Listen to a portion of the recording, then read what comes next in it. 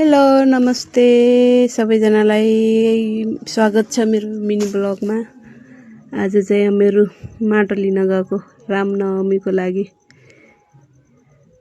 माटो खोज्दा हैरान घर पोत्ने भनेर गएको साथीहरू, माटो नमिलेर यस्तो बलौटे माटो जता पनि पुरै बालुवा मात्रै है।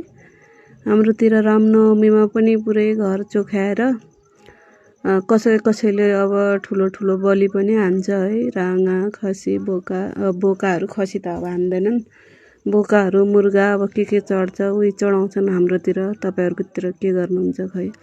त्यसैको लागि माटो बोक्न गएको हामीहरू। तर माटो नभेटाएर कालो न कालो माटो उठाएर ल्यायौँ। अब के गर्नु है, जे भेट्यो उसैमा काम चलाउनु हो। हाम्रो आन्टी चाहिँ गोबर खोज्न जानुभएको थियो, मसँगै जानुभयो। केटीहरू मस्ती गर्दै हिँड्दै गरेका छन् है।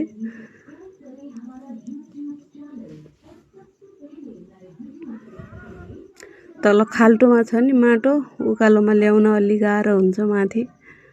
म पनि गथेँ अब छोरीहरूसँग, एक्लै पठाउनु भएन छोरीहरूलाई, यिनीहरूसँग म पनि गथेँ। तर ओजन चाहिँ उठाउन सक्दैन हौ साथीहरू। मेरो पनि अब दुईवटा अपरेसन भएका कारण गरुङ्गो उठायो भने फेरि पेट दुखेर हैरान है।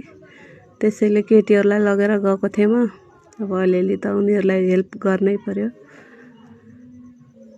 माटो बोक्नु चाहिँ टाढा जानुपर्छ, हाम्रो माटो मिल्दैन नजिक।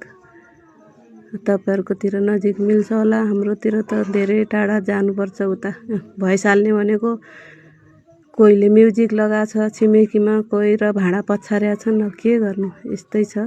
त्यसलाई सबलाई इग्नोर गरेर मेरो भिडियो हेरिदिनु होला लास्टसम्म। बाई बाई सबैजनालाई।